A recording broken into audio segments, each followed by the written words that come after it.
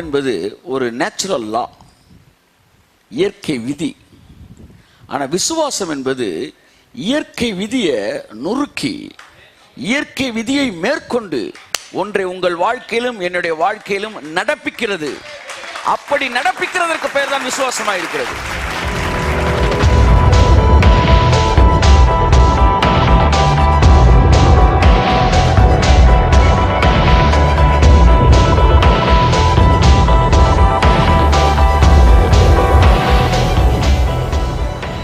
தேவனுடைய வார்த்தையை தியானிப்பது என்பது மிகுந்த சந்தோஷமான ஒரு விஷயம்.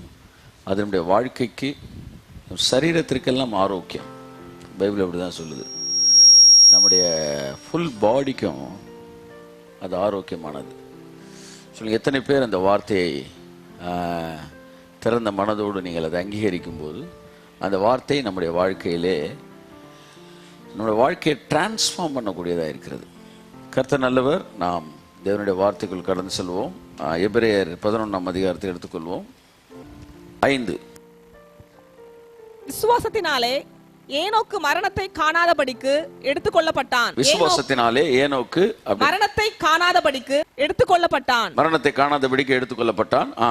தேவன் அவனை எடுத்துக்கொண்டபடினாலே அவன் காணப்படாமற் போனான். Praise God. கரங்களை தெரிந்த வார்த்தைகள் நன்றி சொல். What is faith? விசுவாசம் என்றால் என்ன என்பதை குறித்து நாம் தொடர்ந்து தியானித்து வருகிறோம். விசுவாசம் என்பது ஒன்றை புரிந்து கொள்ளுங்கள், தேவன் பேரில் வைக்கிற விசுவாசம். விசுவாசம் என்ற உடனே விசுவாசத்தை பற்றி படிக்கிறோம்னும் போது நாம நம்ம மேல வைக்கிற நம்பிக்கை அல்ல, நம்முடைய விசுவாசத்தின் மீது வைக்கிற நம்பிக்கை அல்ல, தேவன் பேரில் வைக்கிறது நம்பிக்கை. அந்த நம்பிக்கைக்கு பேர் தான் விசுவாசம். நிறைய பேருக்கு இன்னைக்கு நான் நல்லா பண்ணிடுவேன்னு தோணுது, அது விசுவாசம் நினைக்கிறாங்க. அது விசுவாசம் அல்ல. இன்னைக்கு நான் ஸ்ட்ராங்காக இருக்கிறேன், I can succeed, amen, that is not faith. அடுத்த நாள் நீங்கள் சொல்கிறீங்க நான் வீக்காக இருக்கிறேன். ஆனால் நீங்கள் என்ன சொல்லணும், நான் இன்னைக்கு வீக்காக இருக்கிறேன், ஆனால் தேவன் இன்னும் ஸ்ட்ராங்காக தான் இருக்கிறாரு, அதனால் இன்னைக்கு நான் சக்ஸஸ் பண்ணுவேன். கை தட்டுங்க ஒருத்தவருக்கு. That's what faith. விசுவாசம் என்பது முற்றிலும் உங்களோடு தொடர்பு இல்லாதது. அது முற்றிலும் தேவன் பேரில் வைப்பது, தேவன் மேல் வைப்பது.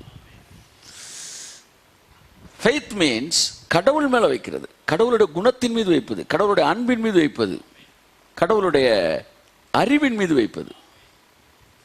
ஸோ விசுவாசம் என்பது தேவன் பேரில் வைக்கிற நம்பிக்கை. இப்போ விசுவாசத்தை பற்றி தொடர்ந்து படிக்க படிக்க மனிதனுடைய எண்ணங்கள், அது முதல் ஒரு இன்ட்ரோடக்ஷன் கொடுத்துட்டு அடுத்து நான் வசனத்துக்குள்ள போகிறேன். தொடர்ந்து எங்கே போக ஆரம்பிக்குதுன்னா, மனிதன் தன்னுடைய விசுவாசத்தின் மீது நம்பிக்கை வைக்க ஆரம்பிக்கிறான். விசுவாசத்தின் கடைசி பாடம் படிக்க வர வரைக்கும், கடைசி பாடம் படிக்கும்போது வரைக்கும், கடைசி பாடத்தை முடிக்கும் வரைக்கும் கூட உங்கள் நம்பிக்கை முற்றிலும் தேவன் பேரில் இருக்க வேண்டும். That is what faith. ஆமென். அப்ப எவ்வளவு வேணாலும் விசுவாசத்தை பற்றி படிக்கலாம். ஆனா விசுவாசத்தை பற்றி படிப்பது என்பது ஒரு நாலேஜ். ஆனா விசுவாசத்தை வளர்ப்பது விசுவாசத்தை பற்றி படிப்பதல்ல, தேவனை பற்றி படிப்பது. கைதட்டுங்க இருக்கு. ஹல்லேலூயா. கடவுளை பற்றிய படிப்பு, கடவுளை பற்றிய அறிவு, அதுதான் விசுவாசத்தை வளர்க்கிறது. இந்த கடவுளை பற்றி நீங்க படிக்கிறப்ப தானா ஒன்று வளருது பாருங்க, அதுக்கு பேர் தான் விசுவாசம். ஸோ அதனால தான் தேவனை பற்றி பேசுவது நம்முடைய வாழ்க்கை. இன்னைக்கு மனிதனுக்கு விசுவாசம் இல்லை அப்படின்னா என்னன்னு அர்த்தம்? அவனுக்கு தேவனை பற்றி அறிவு இல்லைன்னு அர்த்தம். தேவனை குறித்த அறிவு நமக்கு விசுவாசத்தை தருகிறதாய் இருக்கிறது. ஆமென், ஆமென். ஸோ இந்த வசனத்தை திரும்ப வாசிமா.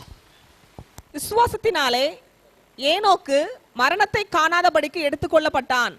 தேவன் அவனை எடுத்துக்கொண்டபடினாலே அவன் காணப்படாமற் போனான். அவன் தேவனுக்கு பிரியமானவன் என்று அவன் எடுத்துக்கொள்ளப்படுவதற்கு முன்னமே சாட்சி பெற்றான்.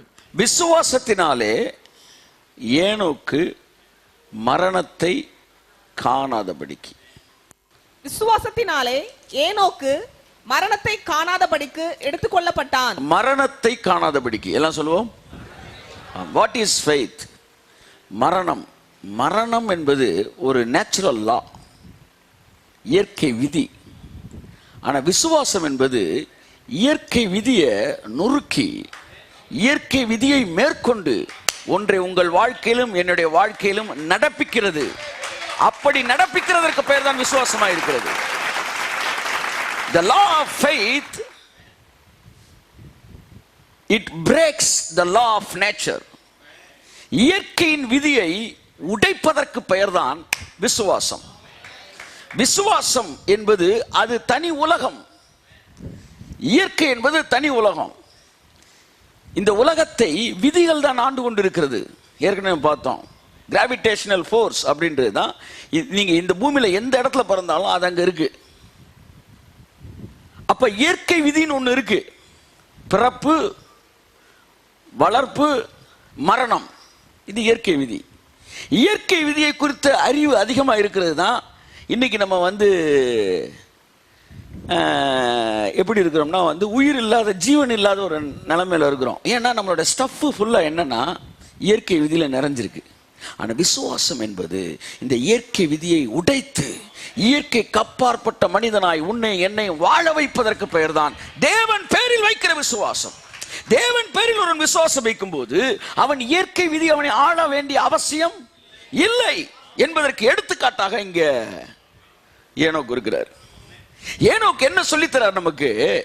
நீ தேவன் மேல விசுவாசம் வச்சினா இயற்கை விதி உன்னை ஆளுகை செய்ய கைத்தட்டுங்க ஒருத்தவருக்கு. ஆமென், ஆமென், ஆமென், ஆமென்.